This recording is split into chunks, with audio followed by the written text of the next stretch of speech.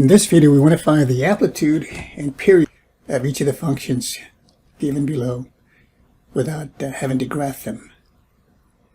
You can pause the video and see if you can get these. Let me just go through them and show them to you.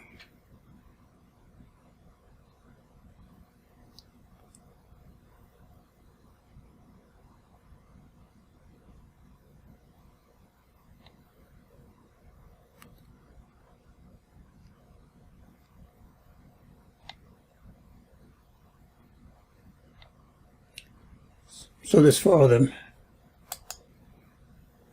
And I remind you that the trig functions are periodic.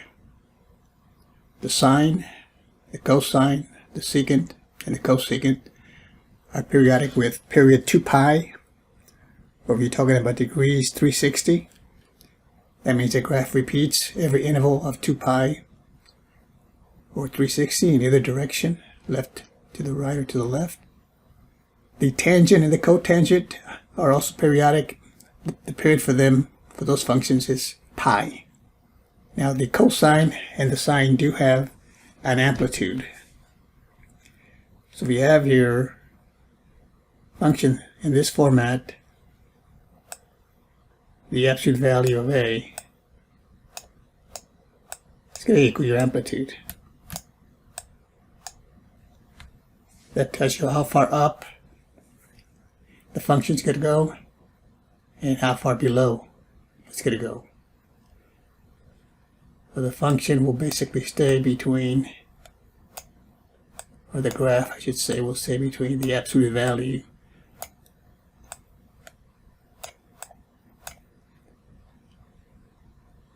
of minus A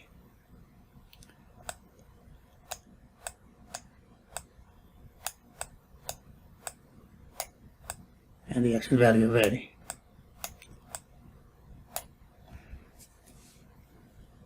So absolute value of A would give you the maximum, minus the absolute value of A would give you the minimum value of the function. So in this case, pretty straightforward. The coefficient, this applies for the cosine also. The other functions do not have amplitude associated with them. So for the first one, the amplitude is the absolute value of 3, which is 3. So the graph stays between -3 and 3. That is your range of the function does. The period, normally remember for your basic cosine function, the period is 2 pi.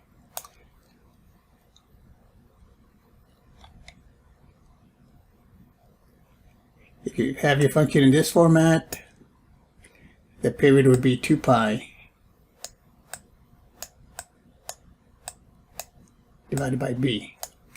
In this first one, the coefficient of x is 1, so this will be 1.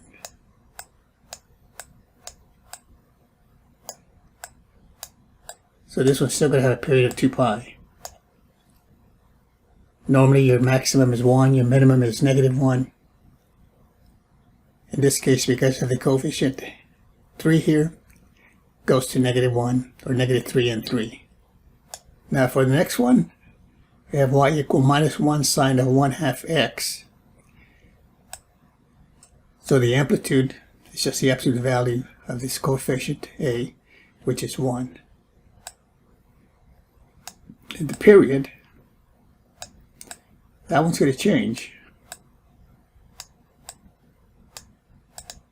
The regular period of the sine is 2 pi, but in this case, coefficient here in this function A sine bx is b. So in our case, it's 1/2, so this is divided by 1/2. 2 pi divided by 1/2 is 4 pi. So that's going to stretch it out on the x-axis. multiplies the period by 2.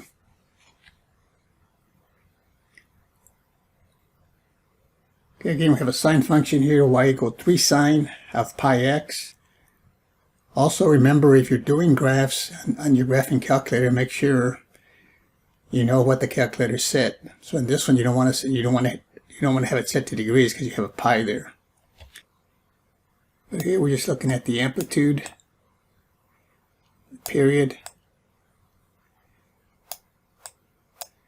Again, the amplitude is just the absolute value of whatever this coefficient is. It's 3. Absolute value of 3 is 3. So the period for the amplitude goes to 3. Your normal amplitude for the basic trig function is 1. This one is 3.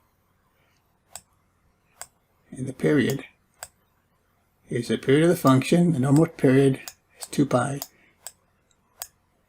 divided by the coefficient of this x here is pi. So this is pi. 2 pi divided by pi is 2. So instead of the period being 2 pi for this one, it's 2. So if you wanted to sketch the graph of this, here we're just giving the amplitude and the period, but if you wanted to sketch the graph of this without the graphing calculator, then you would go ahead and plot your information. So amplitude is 3, so let's say this is 3 units up, so that's 3 up here. Function goes up 3 units and -3. So it stays between those values right in here. So the graph has to be right here. And the period is 2. So normally your graph will go like this, up 1, and then it will come down like this. And it goes up and it ends right. That's one period from 0 to 2 pi. Well, here is 0 to 2. So I label this a 2. And then halfway there, that's 1. And then midpoint here is 1/2.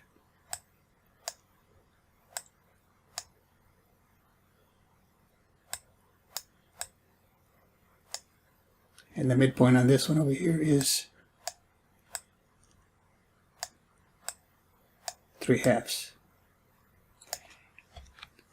Now that would look pretty much like the standard sine function, except the amplitude here is 3.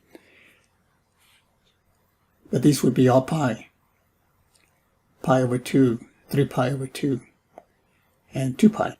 And then sometimes when that should do the graph, sometimes the instructor will tell you just to do one graph, or do one period of the graph. Sometimes they'll say 2, and to give the main points. So if I were to graph this one, this thing would go up to 3, and then it would come down to 3, maybe 3 units down, and then it goes up. It would look something like this. That would be one period. And then of course it repeats. Keeps going over here, and then over here keeps down, goes back up, and so forth. But sometimes they'll ask you just give one period of the graph. I wanted to throw this one in, even though it says to get the period and the amplitude without graphing. And of course we did that. We don't need the graph to find the amplitude and the period. But then sometimes they'll ask you for the main points. One of them, of course, is the starting point. So one period of the graph starts at 0, 0. And then here at 1/2, it goes up 3 units. So that point, another main point, 1/2, 3.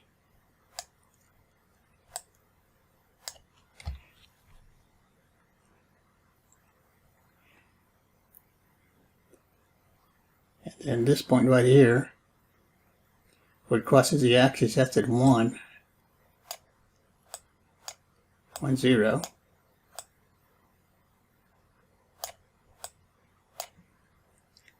And then at 3/2 it goes down 3 units, so this point here at the bottom here is 3/2, -3.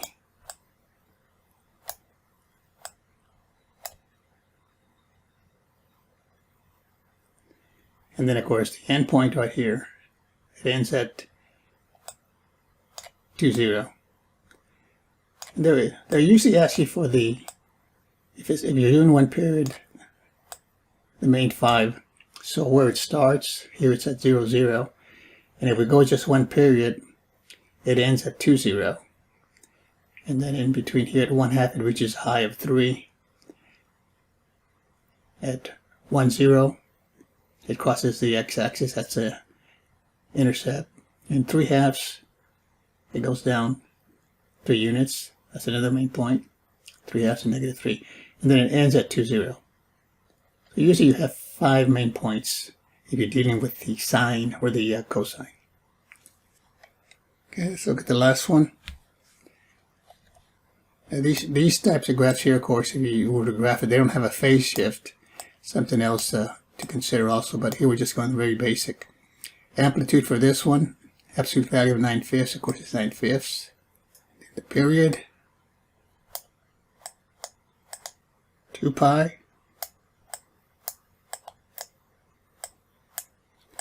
That's divided by this coefficient of x.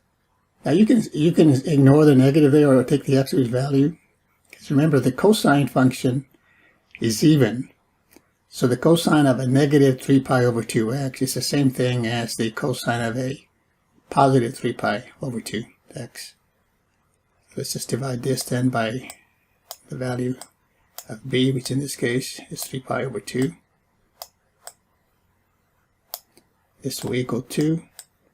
Of course, the pi's will cancel, and then you reciprocate the 3/2, and you get 4/3.